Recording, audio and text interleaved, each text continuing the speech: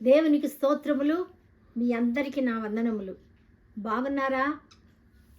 మనం దేవాది దేవుడు ఇలాగ మనల్ని ఆరాధన ఛానల్ ద్వారా నడిపిస్తున్నందుకు నన్ను చూస్తున్నారు మీరు.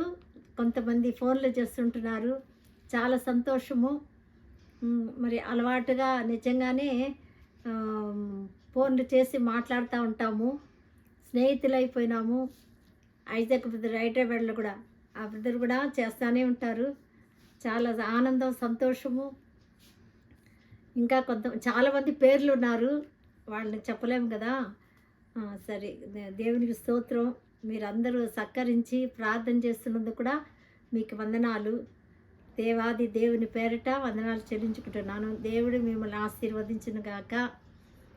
అలాగే ఈ ఎపిసోడ్కు సహాయపడిన ప్రియులు కూడా నేను వందనాలు చెప్పాలి కదా. మరి సరళ పీటర్ గారు, పాస్టర్ గారు, వాళ్ళ కుటుంబానికి, వాళ్ళ పిల్లలు ముగ్గురు బిడ్డల కుటుంబానికి దేవుని దీవెనలు, అలాగే మీ పెద్దలకిద్దరికి నా నిండైన వందనాలు చెల్లించుకుంటున్నాను. అలాగే మాణిక్యలరావు బ్రదరు, వాళ్ళ ఫ్యామిలీ కూడా లావణ్య వివాహం కావాలి, దాని కొరకు కూడా ప్రార్థన చేస్తున్నాము. దేవుడు తప్పకుండా మనల్ని ఆశీర్వదిస్తాడు. తగిన సమయం అంది ఎలా అన్ని కార్యాలు కూడా జరిగిస్తాడు ప్రియులారా.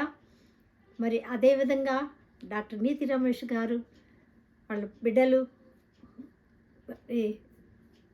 కుటుంబం, వాళ్ళందరికీ వాళ్ళ కొరతలన్నీ నింపి దేవుడు దీవించి ఆశీర్వదించి వాళ్ళకు వందనాలు చెల్లించుకుంటున్నాను. సుహాసిని డేవిడ్ రాజు గారి కుటుంబం, వాళ్ళ కుటుంబాన్ని కూడా బిడ్డల్ని ఆశీర్వదించి వాళ్ళకు మంచి ఆరోగ్యం ఇచ్చి దీవించి కాపాడను గాక. రెండు కుటుంబాలు కూడా నేను వందనాలు చెల్లించుకుంటున్నాను. వాక్య భాగానికి వెళ్దాము. కొలసీలకు రాసిన పత్రిక 3వ అధ్యాయం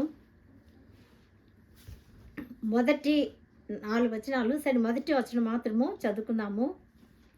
మీరు క్రీస్తుతో కూడా లేపబడిన వారైతే పైనున్న వాటినే వెతుకుడి.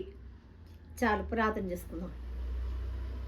జీవగల దేవా, ప్రేమగల తండ్రి, నమ్మకమైన ప్రభువా, నీకు వందనములు, స్తుతులు, స్తోత్రం చెల్లించుకుంటున్నాను. దయాదాక్షిణ పూర్ణుడా, నీకు స్తోత్రం. చదవబడిన వాక్యం వివరించే యోగ్యత నాకు లేదు. పరిశుద్ధాత్మ దేవా, మీరు వచ్చి మాట్లాడండి ప్రభా. మీరు మాట్లాడితే అద్భుతాలు, మీరు మాట్లాడుతుండగా అనేక మందికి స్వస్థత వింటున్న వారికి. కనుక నాన్న, మీరే మాట్లాడండి. మీ నామానికి మహిమ తెచ్చుకోమని మా రక్షకుడు విమోచకుడు యేసుక్రీస్తు శక్తిగల నామములో స్తుతిస్తూ సహాయం కోరి అతి వినయంతో అడిగి వేడుకుంటున్నాం పరలోకమందున మా తండ్రి, ఆమేన్. ప్రియులారా, మీరు క్రీస్తుతో కూడా లేపబడిన వారైతే, అంటే యేసుక్రీస్తు ఎప్పుడో లేచాడు కదా. 2033 సంవత్సరం వదిలేస్తే ఇంకా 2000 కాలేదు కదా. ఎందుకంటే 2214 కదా అప్పుడు. అందుకని ఇంకా తక్కువగా ఉంది. అప్పుడే ప్రభువారు పునరుద్ధానంగా లేచాడు. అప్పుడు ఆయనతో కూడా లేచిన వారు అని రాయబడింది. అంటే క్రీస్తుతో కూడా లేపబడిన వారైతే అని ఉంది కదా. దానికి రోమిలకు రాసిన పత్రిక 6వ అధ్యాయంలో బాప్తిస్తము వలన క్రీస్తు యేసులోనికి బాప్తిస్తము పొందిన మనమందరము ఆయన మరణములోనికి బాప్తిస్తము పొందితిమని మీరు ఎరుగరా. కాబట్టి తండ్రి మహిమ వలన క్రీస్తు మృతుల్లో నుండి ఎలాగ లేపబడేనో అలాగే మనము నూతన జీవం పొందిన వారమై నడుచుకొనున్నట్లు మనము బాప్తిస్తము వలన మరణములో పాలు పొందుటకై ఆయనతో కూడా పాతి పెట్టబడితిమి. దేవునికి స్తోత్రం. అవును ప్రియులారా, ఒక ఆయన బాప్తిసానికి వచ్చినప్పుడు వేరే పాస్టర్ ఉన్నారు, ముంచుతామంటే వీడి కట్ట తేలింది. అంటే నువ్వు ఇంకా చచ్చిపోలేదు, నేను పాతి పెట్టను, ఇంకా లేయ్ అన్నారు. చూడండి ప్రియులారా. కనుక యాకోబు 2:26 ఏముందంటే, క్రియలేని విశ్వాసం మృతము అని ఉంది. కనుక క్రియ లేని విశ్వాసం, నమ్ముతారు, విశ్వసిస్తారు, కానీ క్రియ ఉండదు. వాళ్ళు మృతులతో సమానమే. వాళ్ళు లేపబడలేదు, చనిపోతేనే పాతి పెట్టబడాలి. ప్రభువులు అందుకే అపొస్తలుల కార్యం 2:38 ఏముందంటే, మీరు మారు మనసు పొంది రక్షణ పొందితేనే బాప్తిసము పరిశుద్ధాత్మ మీ మీదికి వస్తుంది అని అక్కడ రాయబడింది. పరిశుద్ధాత్మ గురించి ఇంతకు ముందు కూడా మీకు తెలియజేశాను. ఎలాగంటే యూదులు, ఇశ్రాయేలు జనాలు మారు మనసు పొంది రక్షణ పొంది బాప్తిసం తీసుకుంటేనే పరిశుద్ధాత్మ. అంటే సమరీయులకి ఏం చేశారు? చేతులు పెడితేనే పరిశుద్ధాత్మ వచ్చింది వాళ్ళకు కూడా. సమరీయులు కదా, గారడి సిమోను వస్తే సమరీయులు రక్షింపడ్డారు. నువ్వు చెప్పి కాదు, సమరయ స్త్రీ చెప్పినప్పుడు ఊరే తీసుకొచ్చేస్తుంది యేసయ్య దగ్గరికి. అప్పుడు యేసయ్య ఆమె వాళ్ళు ఏమన్నారంటే, నువ్వు చెప్పి కాదు, మా అంతటా మేమే తెలుసుకొని ఈయన లోకరక్షకుడు అన్నారు. ఎంత గొప్ప కదా. 4:42 కనుక ప్రియులారా, తనంతటా తను గ్రహించి తెలుసుకున్నప్పుడే రక్షణ కలుగుతుంది. ఒకరు ఎవరో చెప్పారని విశ్వాసం ఉంచడం కాదు. కనుక మనము రక్షణ పొందాలి, మారు మనసు పొందాలి. మరి అలాగే మనకు ఎప్పుడు ఎలాగంటే అపొస్తలుల కార్యం 10:44 వాక్యం వింటుండగానే పరిశుద్ధాత్మ అభిషేకం వచ్చింది వాళ్ళకి. ఎంత గొప్ప దేవుడు! అన్నిలు విగ్రహారాధికులైతే మనకి వాక్యం వింటుండగానే వినటం వలన విశ్వాసం కలుగుతుంది. ఆ వినటం వలన విశ్వాసం కలిగి పరిశుద్ధాత్మ అభిషేకం పొందారు. యేసు ప్రభు పక్కన దొంగలు 2 ఉంటే రెండవ దొంగ 2 దొంగలు ఉన్నారు. ప్రభువారు క్షమించండి అన్న మాట ప్రార్థించాడు. తండ్రి, వీళ్ళు ఏం చేస్తున్నారు, వాళ్ళకి ఎరుగరు, వాళ్ళని క్షమించు అన్నాడు. ఆ మాట ఎప్పుడైతే క్షమించన్న మాట విన్నప్పుడు గ్రహించాడు రెండవ దొంగ. గ్రహించి ఇంత ఇలా చేస్తుంటే, హింస పెడుతుంటే, కొడుతుంటే ఏ తప్పు చేయలేదు ఆయన అని చెప్పి, ఈయన నిజంగానే ఆయనకు రాజ్యం ఉంది, దేవుని రాజ్యం. ఎలా తెలుసు ప్రియులారా ఆయనకు దేవుని రాజ్యం? కొండ ప్రసంగంలో దేవుని రాజ్యం ఆత్మవిషయం దీనులైన వారు ధన్యులు, వాళ్ళు దేవుని రాజ్యం వారిది అని అక్కడ బోధిస్తుంటే, కొండలో దొంగలు ఉంటారు కదా, ఇక్కడ జనాలు ఎక్కువ వస్తూ ఉంటారు, ఇక్కడ దొంగలిస్తాము అని దాంకొని ఉంటారు కొండల సందులో. అలా దాంకొనుండి విని ఆ దొంగ ఇప్పుడు గ్రహింపు వచ్చింది.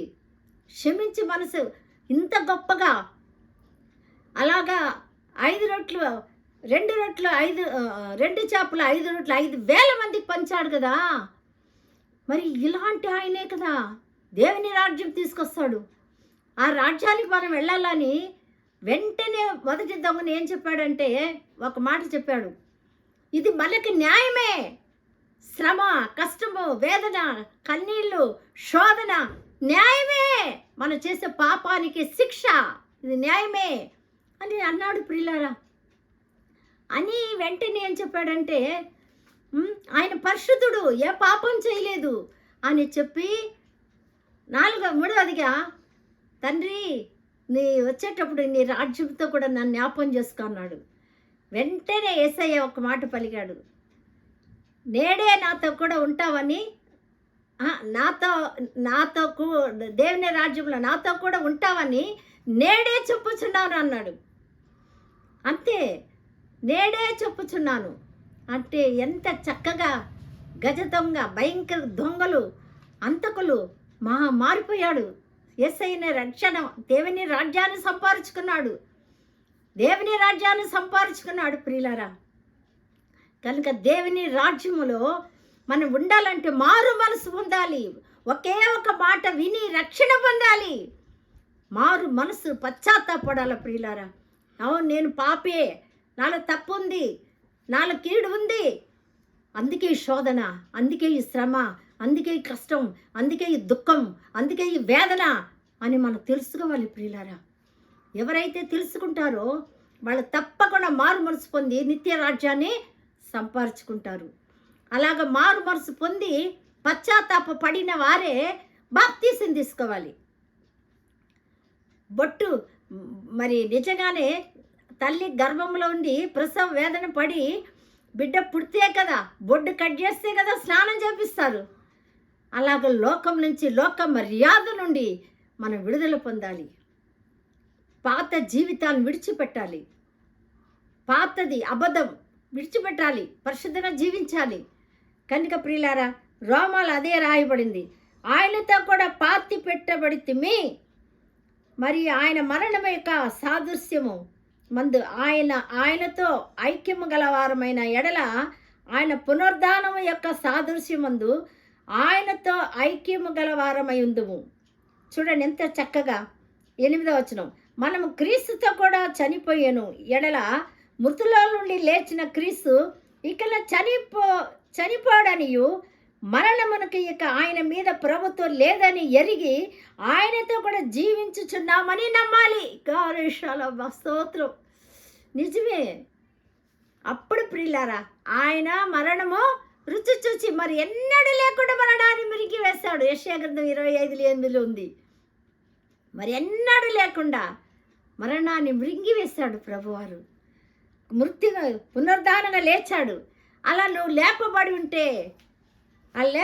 ఉంటే కొలస్సీలకు రాసిన పత్రిక మళ్ళీ వెళ్తాము 3వ అధ్యాయములో, లేపబడిన వాడైతే పైన వాటినే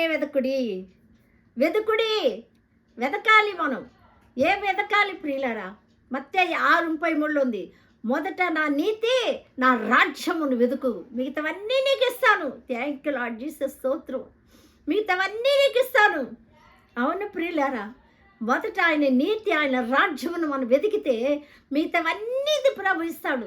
కొదవ లేకుండా ఇస్తాడు, కొరత లేకుండా ఇస్తాడు, తప్పకుండా చేస్తాడు ప్రియులారా. ఆయన చూచుచున్న దేవుడు. కనుక ప్రియులారా, అంతేకాదు 105లో మనం చూస్తే కీర్తన గ్రంథము 3వ వచనం, 105 కీర్తన 3వ వచనములో మనం చూసినట్లయితే ఆయన వెతుకునే వారికి హృదయం ముందు సంతోషం అని రాయబడింది. ఎంత సంతోషం కదా! ఆయన పరిశుద్ధ నామమును బట్టి అతిశయించుడి, యెహోవాను వెతుకువారు హృదయమందు సంతోషించుదురుగాక. యెహోవాను వెతుకుడి, ఆయన బలమును వెతుకుడి, ఆయన సన్నిధిని నిత్యము వెతుకుడి, ఆయన దాసులైన అబ్రహాం వంశస్థులారా. చూడండి ఎంత చక్కగా చెప్పాడో. యెహోవానే వెతుకుడి. ఆయన వెతికే వారికి, దేవుణ్ణి వెతికితే హృదయంలో సంతోషం ఉంటుంది, హృదయంలో ఆనందం ఉంటుంది ప్రియులారా. కనుక వెతుకు వారికి సంతోషము అని మనం ఇక్కడ చూస్తున్నాం. అంతేకాదు ప్రియులారా, ఇంకా రోమిలో కూడా ఉంది, యెషయా గ్రంథంలో చెప్తున్నాడు, వెదకని వారికి నేను దొరికి తిని అంటాడు యెషయా గ్రంథం. చూడండి ఒకసారి చూస్తాము.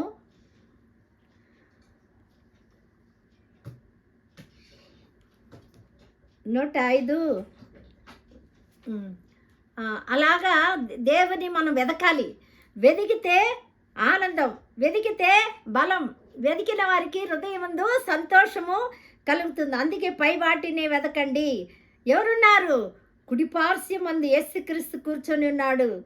అవును, మరణాన్ని జయించి లేచి, పాతాళాన్ని జయించి, సమాధి గెలిచి లేచి, సాతాన్ని జయించి కుడిపార్శ్వమందు కూర్చొని ఉన్నాడని ఇక్కడ మనం చూస్తున్నాం ప్రియులారా. కుడిపార్శ్వమందు కూర్చొని ఉన్నాడు.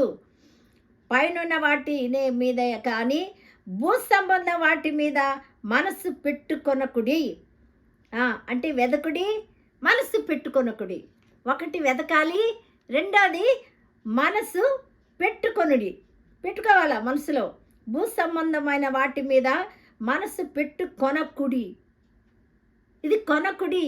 అవును, భూ సంబంధమైన వాటి మీద అయిపోయింది కదా, పాతవన్నీ అయిపోయినాయి. ఇప్పుడు దాని మీద వెనక్కి వెళ్ళకూడదు. అందుకే పేతురు రాసిన 2వ పత్రికలో రాయబడింది, కుక్క వామిటెత్తి తల్లి మళ్ళీ తింటుంది అని ఉంది. పాత జీవితం విడిచిపెట్టిన వారు మళ్ళీ చేస్తే ఆ మాట మనం వింటున్నాము. పేతురు గారు రాశారు. ఎంత చక్కగా ఎరిగి తెలుసుకొని బొంకిన పేతురు పరిశుద్ధాత్మ కలిగిన తర్వాత భూమికి తలక్రందలుగా చేసేవాడు. వీళ్ళేనా? చదువులేని పామరులు, ఆకాశ క్రింద ఏ నామముల రక్షణ లేదు, యేసు నామముల రక్షణ అని పలికాడు ప్రియులరా. కనుక అలాంటి పేతురు గారే చెప్పాడు ఆ మాట. తర్వాత మనసు పెట్టుకోన కుడి ఏలయనగా మీరు మృతి పొందితిరి, మీ జీవం క్రీస్తుతో కూడా దాచబడి ఉంది. చూసారా? పెట్టుకొనకుడి, వెదకాలి భూ సంబంధమైన వాటి మీద మనసు పెట్టుకొనకుడి. అంటే భూ సంబంధం ఏముంది? యోహాను రాసిన మొదటి పత్రిక 2వ అధ్యాయము 15. ఈ లోకములో ఉన్న వాటినైనాను ప్రేమింపకుడి. ఎవడైనానో లోకమును ప్రేమించిన ఎడల తండ్రి ప్రేమ వానిలో ఉండదు. లోకములో ఉన్నదంతయు అనగా శరీరాశ, నేత్రాశ, జీవపు డమ్మం తండ్రి వలన పుట్టినవి కావు, అవి లోక సంబంధమైనవే. లోకమును దాని ఆశయ గతించిపోచున్నవి, కానీ దేవుని చిత్తము జరిగించేవాడు నిరంతరము నిలుచును. రీషాబా స్తోత్రం. అవును ప్రియులారా, ఎంత గొప్ప. కనుక ఇవి నేత్రాశ, కండ్లో చూసినవన్నీ కావాలంటాం కదా మనము. శరీరాశ కూడా, శరీరం ఏమేమి కోరుకుంటుంది? భయంకరంగా కొలసిలోనే రాయబడింది. కొంచెం కింద చదివితే ఏమేమి ఉన్నాయో చూస్తాము. 5వ వచనం, భూమి మీద ఉన్న అవయములను అనగా జారత్వము, అపవిత్రత, కామతృత్వం, దురాశ, విగ్రహారాధన, ధనాపేక్ష అని చంపివేయుడి. మనసు పెట్టుకొనకూడదు. 3వదిగా చంపివేయాలి అంటున్నాడు. అంటే అవయవంలో శరీరంతో కూడినవన్నీ కూడా చంపివేయాలి. అందుకే మోషే అన్నాడు కదా, ఎబ్రీ 11:24లో ధనవంతుడుగా ఉండటం కంటే శ్రమ నొంది దేవుని పిల్లలతో ఉండడమే భాగ్యం అన్నాడు. ఎంత సంతోషం కదా! రాబోయే బహుమానాన్ని తలంచి తెలుసుకొని ఆ మాట చెప్పాడు. ప్రియులారా, రాజకుమారుడుగా ఉండడం నాకు ఇష్టం లేదు. అవును, అల్పకాల పాప భోగం కదా అవి, అందుకని విడిచిపెట్టాలి అని మనము ఇక్కడ చూస్తున్నాం. మరి అవన్నీ కూడా చంపాల. ధనాపేక్ష కూడా ఒక విగ్రహమే. అవును ప్రియులారా, అందుకు చంపివేయుడి. వాటి వలన దేవుని ఉగ్రతకు అవిధేయులైన వారి మీదకే వస్తాయి. మళ్ళీ చూడండి, ఇంగుడదిగా మనం చూస్తే కోపము, ఇప్పుడైతే మీరు కోపము, ఆగ్రహం, దుష్టత్వం, దూషణ, మీ నోట బూతులు వీటన్నిటిని విసర్జించుడి. పూర్వము చేశాము, కానీ ఇప్పుడు విసర్జించాలి. కనుక చంపాలి, విసర్జించాలి. మరి అయితే మనకి ఏం దొరుకుతుంది? మన జీవము క్రీస్తు కూడా దేవుని యందు దాచబడి ఉంది. హల్లెలూయా, స్తోత్రం. ఆయన వచ్చేటప్పుడు, ఆయన మహిమలు ప్రత్యక్షమైనప్పుడు ఆయనతో కూడా వెంట పెట్టుకొని వస్తాడు. మహిమలో వస్తాడు. మహిమతో మహిమ ఇవన్నీ వదిలిపెడితే, ఇవన్నీ విడిచిపెడితే మనకి ఏం కలుగుతుందని మనం ఇక్కడ చూస్తున్నాం. అవును ప్రియులారా, అంతేకాదు లోక సంబంధమైనవి యాకోబు పత్రికలో ఏం రాయబడిందంటే 4:4లో దేవుడు చక్కగా తెలియపరిచాడు. వ్యభిచారులారా, ఈ లోక స్నేహం దేవునితో వైరం అని మీరు ఎరుగరా? కాబట్టి ఎవడు ఈ లోకంలో స్నేహం చేయగోరునో వాడు దేవునికి శత్రువు. లోకాన్ని ప్రేమిస్తే శత్రువు. 13వ అధ్యాయంలో ఒక మాట ఉంది, మత్తయి సువార్త 13లో, లోకమంతా సంపాదించుకుంటే తన ప్రాణం పోగొట్టుకుంటే వాడికి ఏమి లాభము అని ఉంది. అందుకే ప్రియులారా, లోక వ్యభిచారులారా, లోకాన్ని ప్రేమించి, నిజమే అది లోకంలో అది కావాలా ఇది కావాలా కదా చేస్తాము. అలా లోకాన్ని ప్రేమిస్తే శత్రువు అంటాడు. అంటే శత్రువు ప్రార్థన వింటాడా? మన శత్రువులుగా ఉంటే వింటారా? ఏందిరా, నేను ప్రార్థన చేస్తానే, ఉపవాస ప్రార్థన చేస్తున్నానే, రోజు ప్రార్థిస్తున్నాను, కన్నీటితో ప్రార్థన చేస్తాను, అయినా ఎలాగా ప్రార్థనకు జవాబు రాలేదే, ప్రార్థనకు రాలేదు, ఇంకా ఏముంది, బదులు రాలేదే, నా కొరత నింపబడలేదే అని అనుకుంటాం కదా ప్రియులారా. శత్రువులు రోమ 5లో ఉంది కదా, 9లో శత్రువులుగా ఉంటుండగా, మనం బలహీనులుగా ఉంటుండగా, మన శత్రువులుగా ఉంటుండగా ఆయన రక్తము వల్ల కడిగి పరిశుద్ధపరిచాడు. కనుక ప్రియులారా, ప్రభువారు చక్కగా మనకి ఏం చేస్తాడంటే ఆయన రక్తములో కడిగాడు. ఇప్పుడు శత్రువులు కాదు, స్నేహితులు, తన సొత్తు, తన పిల్లలు. అందుకే పై వాటినే వెదకండి అని చెప్పాడు. మూడోది ఏం కలుగుతుంది మనకు? జీవం. ఒకటి జీవము, రెండోది ఆయన దాచిపెట్టుకుంటాడు, మూడోది ప్రత్యక్షమైనప్పుడు మహిమ కలుగుతుంది. మహిమ అంత గొప్ప ఆశీర్వాదం ప్రియులారా. కనుక అంత ఆశీర్వాదం మనం పొందుకోవడానికే మన శత్రువులుగా ఉండకూడదు, దేవునికి స్నేహితుడిగా ఉండాలి, దేవునికి పిల్లలుగా ఉండాలి, కుమార్తెలుగా కుమారులుగా మనం ఉండాలి. ఆయన రక్తం ఇచ్చి ఆ కలువారి శిలువలు కార్చి కొన్నాడు, విలువ పెట్టి కొనుక్కున్నాడు, ఆయన సొత్తు. కనుక ఆయన బిడ్డలుగా ఉంటామా ప్రియులారా?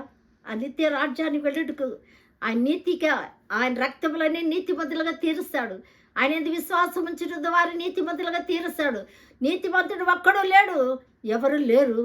ఆయన ప్రభువారే మన నీతిమంతులుగా తీర్చి నిత్య రాజ్యానికి తీసుకెళ్తాడు. కనుక ఆ పరలోక రాజ్య కొరకే మన ప్రభు నమ్ముకున్నాడు, ఈ లోక ఆశల కొరకు కాదు. లోకంలో ఉండేది అంతా గతించిపోతాయి, మనం ఎప్పుడు ఉంటామో ఎప్పుడు పోతామో తెలియదు కదా మనకు. కనుక ప్రియులారా, దుఃఖము, వేదన, బాధ, కష్టం, శోధన వస్తే అది నా వల్లే అనుకోండి. దొంగ చెప్పినట్టుగా ఇది మనకు న్యాయమే. అవును, మనకు న్యాయమే. కనుక ప్రియులారా, యెరెమీయా 4:18 ఉంది, మీ కీడు వల్లనే ఈ శోధనలు పాపము అని రాయబడింది. కనుక ప్రియులారా, దేవాది దేవుని యందు విశ్వాసం ఉంచి ఆయన రక్తముల పాపాన్ని కడుక్కున్న మనము పరిశుద్ధులుగా జీవించి పరలోక రాజ్యానికి వెళ్ళడానికి నిబ్బరము కలిగి ధైర్యంగా ఉంటాము. ఈ కొద్ది వాక్య దేవుడు ఆశీర్వదించి స్థిరపరిచి కాపాడును గాక. ప్రార్థన చేసుకుందాం. జీవగల దేవా, నమ్మదగిన దేవా, గొప్ప దేవా, నీకు వందనాలు, స్తోత్రము నాయనా. ప్రభా, నిజంగా నాయనా, మేము లోక సంబంధాలుగా ఉండకుండా పాపం చేత అపరాధం చేత సచ్చిన వారుగా ఉంటుండగా, మృతులుగా ఉంటుండగా ప్రభా, మేము మారు మనసు పొంది నీ రక్తంలో కడగబడి విశ్వాసం ఉంచి రక్షణ పొంది ప్రభా తండ్రి నాయన, మేము పైకి బాప్తీసం ద్వారా లేపబడిన వారుగా ఉండాలి. మేము పాతి పెట్టబడి నాయన లేపబడాలి. అలా లేపబడి ఉంటే సజీవులుగా నేను స్తుతిస్తానని ఉంది. నేను స్తుతించి బిడ్డలుగా ఉండాలి. నీ కృతజ్ఞ అర్పించే బిడ్డలుగా మేము ఉండాలి. ప్రభా, పరలోక రాజ్యానికి వారసులుగా చేసావు నాయన, నీకు వందనాలు, స్తోత్రాలయ్యా, స్తోత్రాలు.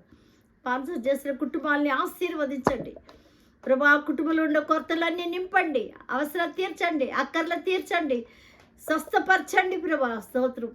రోగులకు అందరూ కూడా మంచి ఆరోగ్యం దయచేయండి ప్రభా. చదువుకునే బిడ్డల్ని ప్రభా దీవించండి, చదువు జ్ఞానం దయచేయండి, జ్ఞాపశక్తి దయచేయండి, ఎగ్జామ్ అప్పుడు సహాయం చేయండి ప్రభా.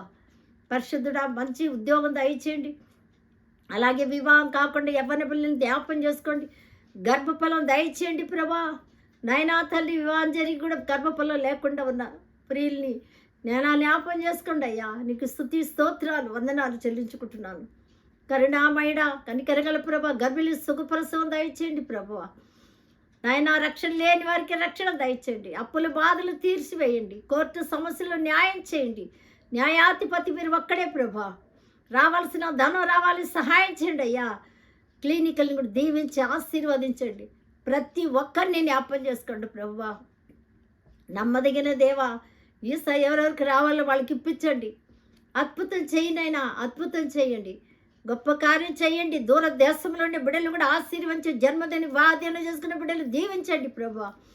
ట్రాన్స్ఫర్ విషయంలో కూడా మీరే సహాయం చేయమని, గొప్ప కార్యం చేయమని, అద్భుతం చేయమని, ఘనత మహిమ ప్రభావాలు మీరే పొందుకోమని, మా కొరకు ప్రాణం పెట్టి రక్తం కార్చి మరణించి తిరిగి లేచిన యేసుక్రీస్తు ఘనమైన శక్తిగల నామములో స్తుతిస్తూ ప్రార్థించాడు వేడుకుంటున్నాం పరలోకమందున మా తండ్రి. Amen, amen. అందరికీ వందనాలు.